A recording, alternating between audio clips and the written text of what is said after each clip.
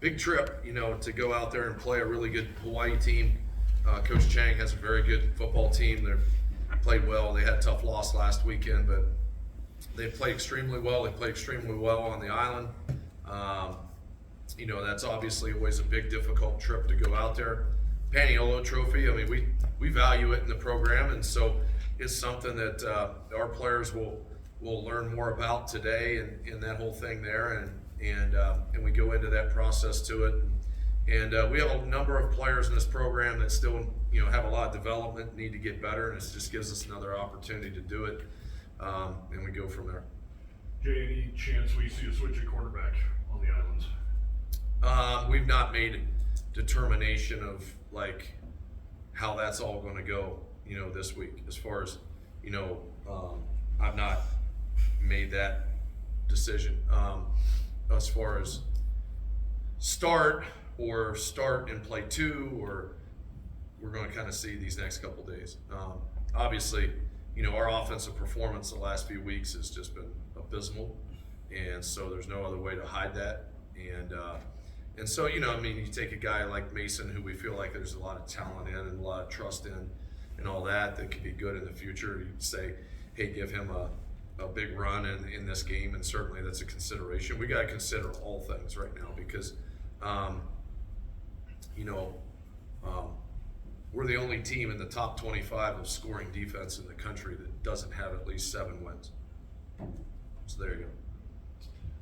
First practice of the spring, we heard Benny Boyd, or fall, we heard Benny Boyd screaming at his guys saying, they're blaming you. They've always blamed you. We all know, especially being the defensive coordinator here for so long, that cornerback hasn't always been a strength of this team. That's really flipped on its head this year. How impressed have you been with those guys and the guys that are coming up behind these guys? Yeah, we've worked hard to address an area that we felt like needed addressed. And then, the recruitment of Tyrese Boss, Marquis Grant, a couple years ago, and they redshirted last year. Tyrese might not have redshirted if he didn't have the hand injury. And but the recruitment of those guys was a first step to it. And then there's Tyson Dean, and then there's David Leonard is a guy that you never really see that we have a pretty high hope for going forward too. And then we brought in Dainsis. That position has been much steadier. Now we're going to get tested at a really high level this week by a very good offense.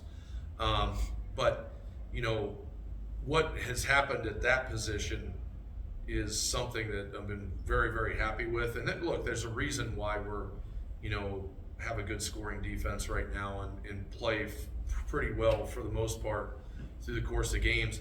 And that same level of intent is going to get squarely aimed other side of the ball. Jay, I'm curious, I guess, is there clarity? Does Ethan Stolzotz have another year? Yes. And then would you maybe expect him just to use the experiences from this year to maybe take over that Mike spot? Yeah, we have a big expectation for Ethan Stolzotz. He's had a really good second half of the season, played very well. I think he's learned a lot of things by being behind Evan Eller and what he's got to do. I'm pretty optimistic with that room going forward, with Ethan, Gary Rutherford, Stephen Perez, Parker Moore, Dash Bauman. There's some guys in that room. We brought in 3 talented freshmen that'll sign in about 10 days. So I'm pretty happy with that room. We're going to lose 2 guys that are big deals for us. And man, I wish I could get another year out of Braden Johnson and Evan Eller. That'd be tremendous. But they've been great. And look, I feel for those guys from the other day. Those guys played really hard, played well, and to not reward them with a win was very difficult. You mentioned signing day next week, but how have you gone about recruiting the guys in your program right now to come back, and what is your kind of philosophy around that? Look, I think there's a part of, where you look at it, and there's some of it that we've done a little bit on our November open date following the San Diego State game, where we've done that a little bit with certain guys. There's going to be a lot more directed conversation about certain things with people following, the signing day, in terms of that, and how that all goes. And, there's a number of very important players on this team right now, that would be very important for us a year ago, that I have a real strong confidence that you'll see back here next year. Does that mean every single person or every single thing? Obviously probably not in 2025's world or anything that way, but there's a list, if I gave you, and a number of those are on that defense that I'm looking at and that should be back and should be major contributors that I've got no reason to think that they won't be. So we're in a pretty good spot there. What do the Wyoming Cowboys need to have in NIL range, coach, to prevail for a championship in your eyes? That's a great question. That's,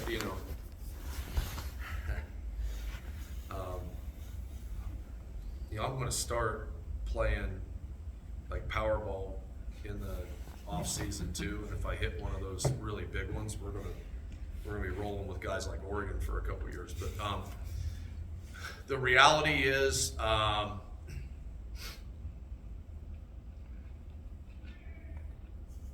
think if we were, I'll just say it, if we get up to around 2.5 million, we'll win a whole bunch of games.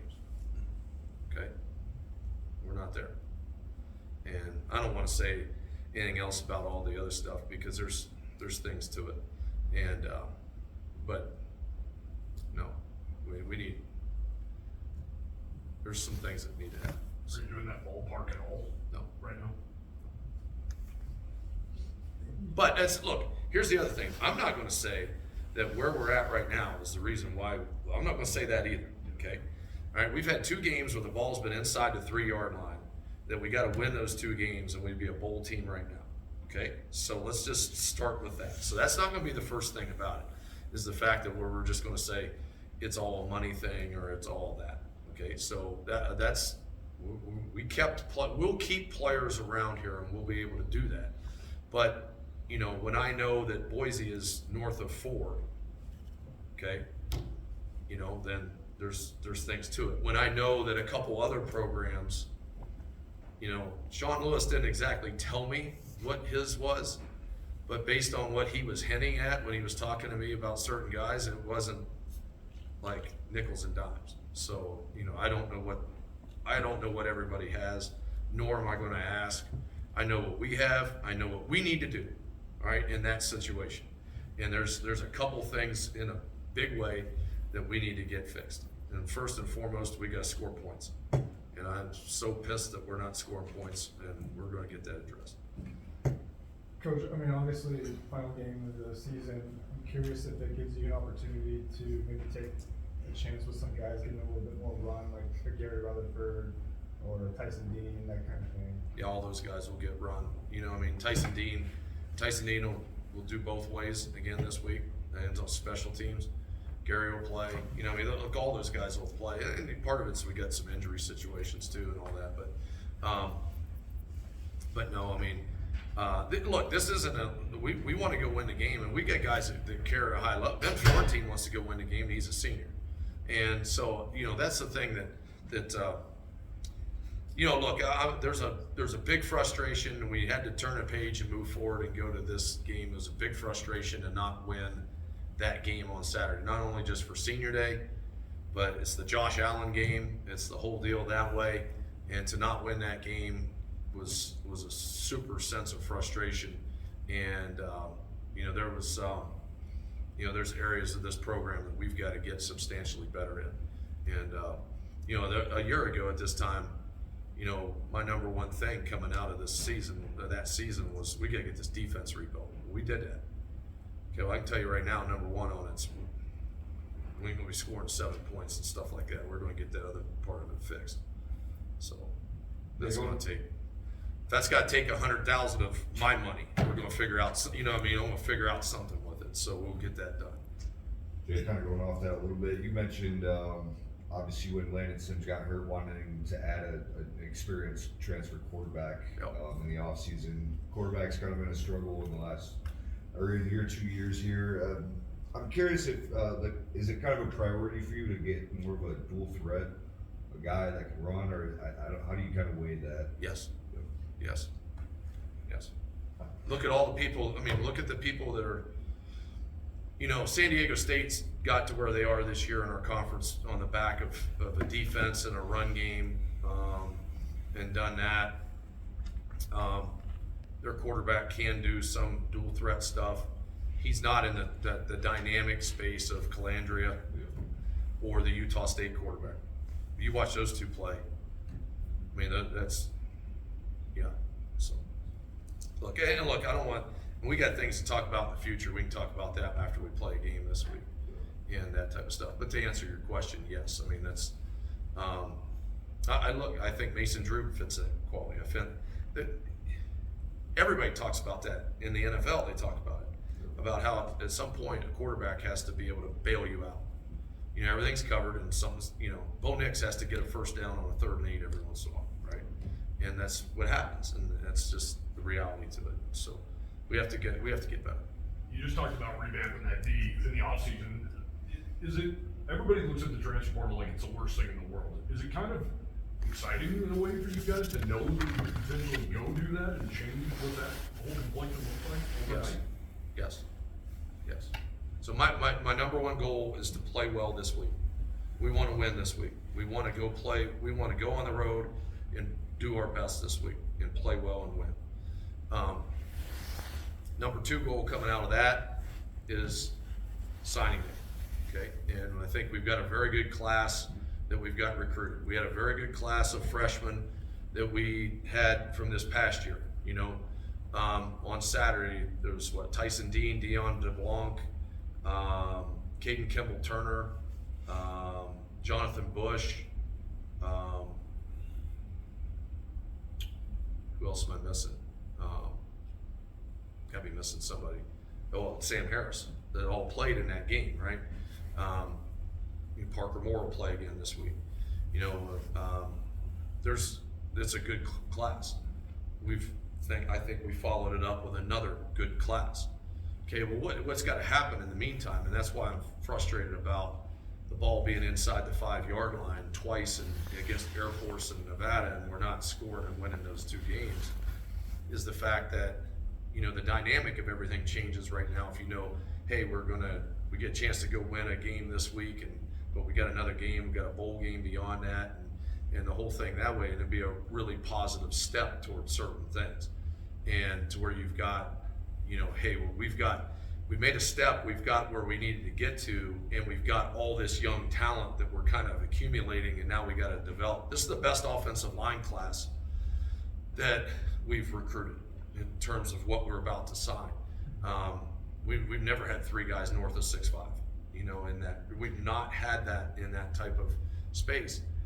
And, you know, so all this stuff's really important, but we need to make a step, and we didn't make the step, and we had the ball inside the 5-yard line 2 different games and didn't score to win the game and get that done. We didn't make that step.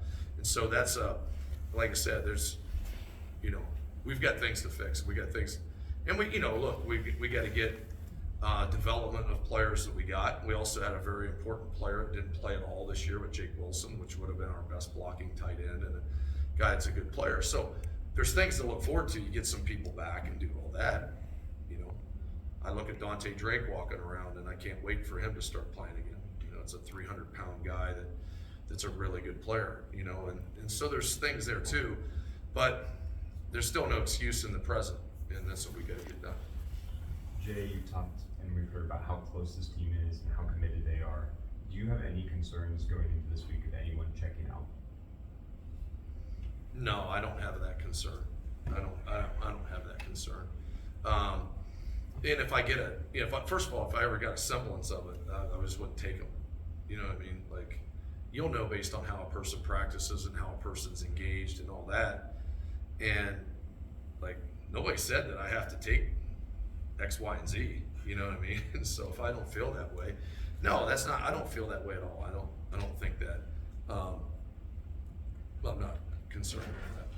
Jay, you mentioned it a little bit going back to last week. I'm curious what the experience of having a guy like Josh Allen come back here, and I I know he spoke with the team on Friday night. What do you think that maybe did for the players, and how unique was that whole ceremony when you went back and watched it? Look, that weekend was so special in a big way, right? Like, I mean, you got one of the best players in the last quarter century in the NFL that played in this program and came back, NFL MVP. And when he talked to the team and talked about how much he loved being at Wyoming, how much he loved his teammates, how when he had the opportunity to leave and go into the draft early, that he couldn't leave a year at Wyoming without playing in it, about how when he had an injury and everybody told him not to play in a Potato Bowl as a likely first round pick, that he played in that game. And also the flip side of it's the reality of what everybody told Craig Bowl about it was the fact that he did do that tells you everything about the type of leader, character, and toughness that the guy has. Okay, right? And so all of our players got to hear that, and all of our players got to kind of hear that message, and they got to ask a lot of questions. And I thought one of the questions that was best, you know, one of our freshmen asked him, "What's your why about playing football? Like, why? You know, why?" And and I love the answer. He didn't take a millisecond answer. He's just like, "I effing love it." Bottom line. And what happens is in today's world, right? Like, that's the first thing that you're trying to find recruiting wise and everything else. I can tell you this right now. Tyson Dean, he loves to play football. Dion DeBlanc, he loves to play football. Like, there's a list of guys in this program that love to play football. And that's what we got to find recruiting wise. And Josh Allen's answer immediately was just like that. Well, then the thing is with it, then he went and they took a big group photo in the weight room. Okay? Well, he took the time then to take an individual picture with every single player in the program, basically. Unbelievable, you know, and the whole deal that way. Unbelievable how the whole atmosphere was Saturday, the senior day was Saturday, and everything else. And that's why, like, look, you turn a page, you go to the next game, you do that. And there's a lot of things that in your coaching career that you will remember, and you will remember this big win. I was at Minnesota and we beat Nebraska for the first time in however many years in the whole deal. I'll never forget being the head coach and losing the Josh Allen game. That'll stick with me till the day I die. So. You guys went into Pullman, Washington last year with nothing to play for but pride and a backup quarterback and the whole nine, and you know, we all saw what happened there. How much will you bring that up this weekend? Is that exactly what you want to see on the islands? Oh, I mean, look, that's that we're going to need to play great. You know, first of all, because we know that they're going to play great. We're going to have to play a tremendous game to have a chance to win this week. Okay, and first and foremost, it starts with the fact that we need to be efficient, effective, and we need to move the ball. You know, I mean, like it's this will be a tax on the defense, and for the next thing you know, every 3 plays we're back out there for a little bit. Okay, and so that's a challenge, and so we've got to make sure that we do it. We have to play a great game offensively, and when's the last time we did that? It's right, like maybe CSU's first half or something. So, you know, so that's what we're going to have to get done. But yeah, I mean, we're talking about all these different things. Yesterday, we did a walkthrough and had a short team meeting and did all that type of stuff. And then today we're back at it and we got to go because this week's travel was a little different too. So You said injuries. yeah. So here's where we'd be at. Sam Harris will be out this week. Okay, he's getting an MRI today. Hopefully it's nothing big, but he got his knee banged up the other day. Enoch will be out this week. He's got an MRI today too. He also got a knee issue. It should be those. I mean, I don't think anything's going to be like long term for anybody, but they wouldn't play this week. I don't know about Chisholm Ifeanyi. you know, that was one of the things, you know, that one kind of hurt me the other day too. It was like I really have appreciated him. I really love what he's done in this program, and just for being here just this year. And when we go senior day the other day, he knew that there was like no chance that he could play, but he dressed and went out in pregame warm-up to try. And when we do the senior day and they introduced everybody and they all ran out to midfield to me, he couldn't run out there. Like, he can't run right now. And so he had to walk, right? And that was just, that one was hard because he's done a great job. He's been a great person in the program. So that one was hard there. Other than that, a couple bumps and bruises, you know, we'll kind of see where we get to with certain things. So. What's the situation with Kelman? He had an eye issue, and we'll kind of see if that is improved for this week where he would be playable. But his was an eye issue, and it just left him with very, very, very limited vision. And so that's kind of, it's hard to play when you can't see very well.